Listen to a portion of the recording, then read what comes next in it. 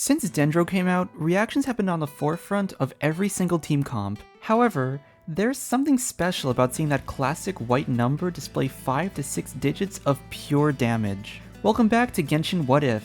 Today's episode of Signature Weapons will be focusing on physical-based characters. The lineup today is going to be Razor, Xinyan, then Mika. I know that Fremine can also be considered a physical character, but I'm holding off on him until I can cover every other category. So unfortunately, it'll be a while until you see him pop up.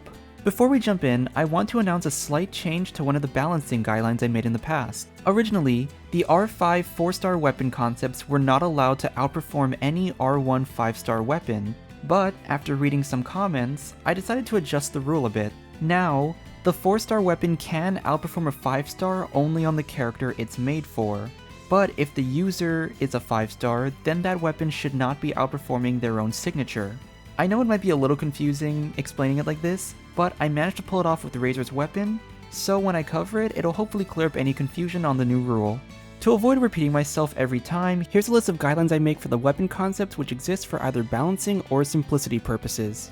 Next, I'll show the disclaimers involving this series. Take some time to pause if you want to read all of it.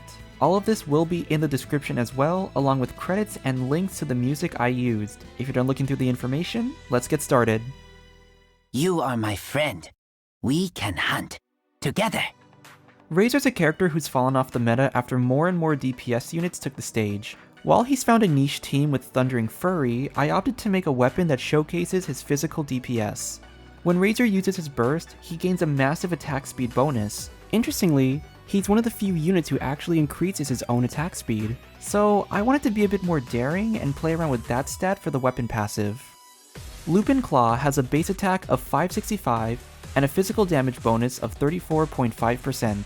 The passive, Fang's Baird, grants a 20 to 40 normal attack and elemental burst base damage bonus for every 1% attack speed the user has above 100%. Overall, the concept is very simple. When he uses his burst, his attack speed bonus will grant him a flat damage bonus to his normal attacks. The bonus burst damage exists since the wolf's coordinated attacks are considered burst damage, and I wanted that to feel more impactful as well. You may be wondering, why did I choose a base damage bonus over a damage percent bonus? Simply put, I just didn't want to overstack the bonuses. You get a lot already from the weapon substat and physical damage goblet. If you're running Gladiator or Pale Flame, that's another 35 or 50% damage respectively. And if you run Mika, that's even more with his A1 passive that grants physical damage bonus. Speaking of Mika, since he's meant to be a physical support, there's already a natural incentive to play them together, but he'd have even better synergy with Razor when you use this weapon on him. Assuming you have both of them at talent level 8, the attack speed bonuses would stack to 58%.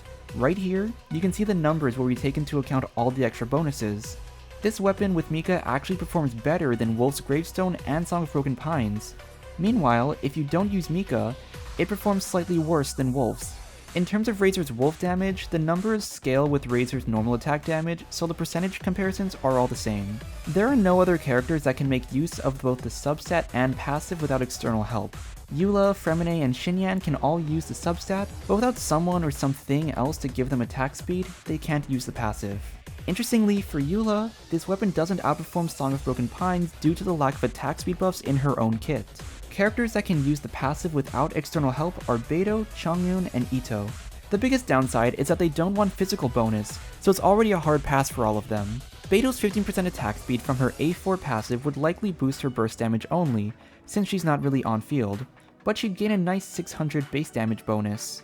Chongyun gains an 8% attack speed bonus in his skill, which would equate to a 320 base damage boost. Meanwhile, Ito's A1 passive only buffs charge attack speed by 30%, while his normal attack speed is increased by 10% during his burst. I don't really know what that means in terms of compatibility with the weapon passive, but I ran the numbers. Even if we had taken into account all the attack speed bonuses, it's vastly weaker than Redhorn. All in all, changing the first rule of my guidelines proved to be very useful. In this example, we can see that it's actually Razor's best in slot. However, when we compare it to Eula, who's a very similar kit to Razor, she still uses Broken Pines as her best weapon. That's all I have for Razor, so let's move on to the next character. If there's fire in your soul, you gotta rock and roll! So come on, let's get moving! Xinyan's biggest issue revolves around two big factors. The first is that she's a pyro physical damage dealer, so she can't make use of superconduct as easily as other physical units. Unfortunately, we can't make a weapon that changes her element. Her second issue is the drastic split scaling of her kit. Her damage is attack scaling, while her shield is defense based. Additionally, she gains some damage buffs, but it's reliant on her shield being active. Once again, split scaling is an issue, because if you build her on attack, her shield is too weak to maintain its health and the buffs. And if you build defense to keep the shield, then you just don't have enough damage. As such, my weapon idea is meant to address the split scaling. Hardrock Shredder has a base attack of 510 and a crit damage bonus of 55.1%. The passive, Make Some Noise, increases the user's shield health by 125 to 250% of their current attack. Additionally, while they're protected by the shield, crit rate increases by 8 to 16%. This crit rate bonus lasts for 2 seconds after the shield breaks or if the user leaves the field. As I said before, this weapon is meant to address Xinyan's split scaling. As long as you pour most of your investment into attack, then it'll directly buff her shield. I also added a crit rate bonus for this reason. Her C2 makes it so that her burst always deals a crit hit. This means that Xinyan players will most likely use a crit damage circlet to maximize that damage.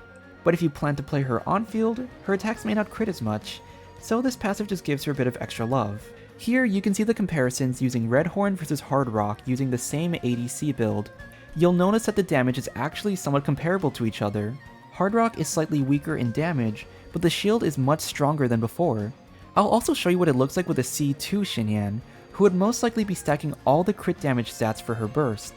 The 16% crit rate bonus Hardrock provides actually gives it a higher average damage for normal attacks, but the burst still loses out. Characters that best use the crit stat are, all of these characters. Crit is a good general stat after all. They can't make use of the shield passive because none of them make a shield. They can technically use the crit rate passive, but are reliant on an outside source making a shield for them. No characters can use just the passive, but the characters who use the passive and substat very well are Beidou and Noelle. Beidou's skill makes a shield, which can boost her shield health and crit rate, and her C1 can also make a shield. I'm not sure if Beidou's burst will snapshot the crit rate since the shield appears after casting, but the health will still be boosted. Noelle has a very interesting synergy with this weapon. When she uses her burst, her defense becomes an attack bonus. It creates a weird effect where defense double scales into the shield, and the health actually becomes comparable to Zhongli. That's all for Xinyan. Let's move on to the last character who has my favorite weapon passive of all. I hope I'll be able to provide more useful intelligence and help take some weight off of your shoulders. A lot of people don't know this, but Mika's actually a scammer. Back in version 3.8, he actually told me if I gave him $100, he'd come back with his C6. And then, he skipped town and took my money with him. Clearly he didn't like my voice impression of him. Flashback. Mika, frontline land surveyor. Mika, frontline land surveyor. End of flashback. Personal grievances aside, he provides many types of utility for your team. Attack speed, healing, and physical damage. As such, figuring out how to give him more utility without being repetitive was hard to figure out, but I looked back at some old weapon passives and found my answer. The weapon's name is Surveyor's Staff. It has a base attack of 454, an HP substat of 55.1%, and the following passive, Recon Control. Whenever the user heals or overheals, a shockwave dealing damage equal to 4.5 to 9% of their max HP will occur. This shockwave can occur every 1.5 seconds, even if off-field. Additionally, when the equipping character is off-field, they will gain a physical damage bonus equal to 40 to 80% of the active character's physical damage bonus. We've heard talk about people wanting an off-field physical DPS, and I played with the idea of it being possible through a weapon. It uses a similar concept to weapons like Dragonspine Spear and Crescent Pike. These weapons will deal an additional hit of physical damage after using a certain action, which is usually a basic attack. This instance of damage is affected by physical damage and crit bonuses. Usually it's only able to be triggered on-field, but for Mika's weapon, it's something you can do off-field. I made the damage HP scaling so that we wouldn't repeat the split scaling issue again. However, you do have semi-different options now depending on how you want to build Mika. Your two builds are either General Support, which is usually a 4-piece Noblesse on HP stats, or a damage build, which is a 2-piece Bloodstained Pale Flame on the standard damage stats. So that's the first part of the passive, but what about the second? I included this because Mika's A1 passive only applies to the on-field character. This means Mika's weapon damage wouldn't be able to make use of his own passive. So by having him take a percentage of the on-field character's physical damage bonus, Mika can deal higher damage even if he's not directly able to get his own bonus. For the purpose of calculation, we will assume a C0 Mika is being run with a C0 Eula. I'm going to show you a common Eula build, specifically the physical damage bonus with all the buffs included. These are Mika's calculations with 4 different builds. 2 of them are Noblesse, and 2 of them are 2-piece physical damage. Then we have a second set of combinations, which is either whether we use ER or HP as a substats. Here we can see the healing and the damage for all builds. While HP Sans will boost in numbers, I highly recommend ER in order to be able to use his burst on cooldown. Characters that can use the HP substat include Candice, Hu Tao, Toma, and Zhongli. No other character uses just the passive. But for someone who uses both a substat and passive, we have Yao Yao. She can proc the effect more often in Mika due to her skill and burst having healing, but she's not someone you'd really use for physical teams, making this weapon especially good on Mika. And that's it for this episode!